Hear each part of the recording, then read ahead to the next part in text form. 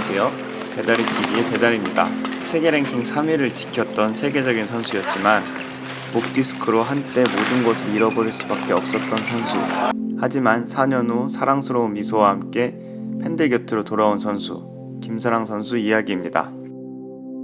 진통제도 소용없었다. 운동선수 평생의 꿈 올림픽 출전은 평생의 장애를 가질 수 있다는 무서운 위험 부담이 있었다. 가만히 앉아있어도 오른손이 덜덜 떨릴 정도의 디스크. 4년 전부터 복용량이 점점 늘어난 진통제는 더 이상 통증을 가려주지 못했다. 선수 생명이 중요한 게 아니다. 선수가 아닌 평범한 사람으로 일상생활이 어려워질 수 있다.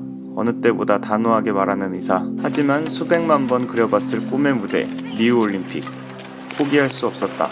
특히 그의 파트너 김기정도 있었다. 인생을 건 올림픽 도전은 아쉽게 4강에서 끝났다. 그리고 목 디스크가 악화돼 더 이상 뛰기 힘들다. 그는 소리 없이 코트를 떠났다. 수술밖에 방법이 없다. 하지만 선수 생명과 맞바꿔야 한다. 독일, 캐나다에서도 치료 방법을 찾지 못하고 있다. 그러나 그 다음 해 초 놀랍게도 말레이시아 퍼플리그에서 팀의 우승을 이끌고 인도네시아 자룸 슈퍼리가에서 이용되어 복식조로 출전해 또 한 번의 우승을 일궈낸다. 그리고 2017년 봄철 종별 배드민턴 리그 팀의 4강을 함께한다. 도대체 지난 7개월간 무슨 일이 있었을까? 올림픽이 끝난 후 경기를 뛸 수 없으니 당연히 대표팀에 있을 수 없었다. 전 소속팀 삼성전기도 마찬가지였다. 수천만 원의 의료비를 직접 부담하며 백방으로 목 디스크를 치료받기 위해 애썼지만 상황은 전혀 바뀌지 않았다. 결국 술에 의지했다. 그러던 중 대표팀 트레이너의 말이 생각났다. 중국에 유명한 중의사가 있는데 침으로 디스크를 치료하는 것으로 유명하다. 마지막으로 모든 희망을 걸었지만 치료비가 너무 비쌌다. 방법이 없었다. 그리고 중국 심양으로 떠났다. 한 달 동안 매일 목에 침을 맞았다.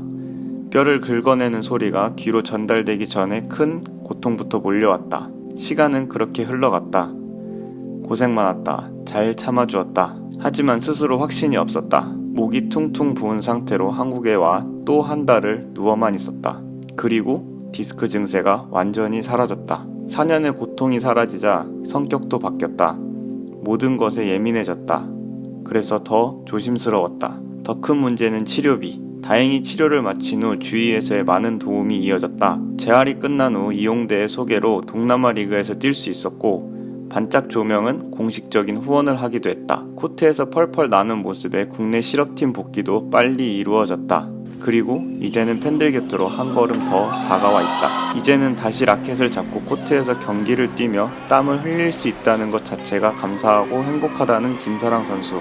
최고의 순간에 이 순간이 다시는 못 올 순간이라고까지 생각했던 김사랑 선수. 태극마크도 올림픽도 다시 꿈꿔볼 수 있지만 다시 운동을 할 수 있게 된 것만으로도 큰 축복이라 생각해 조급해하지 않는다는 김사랑 선수.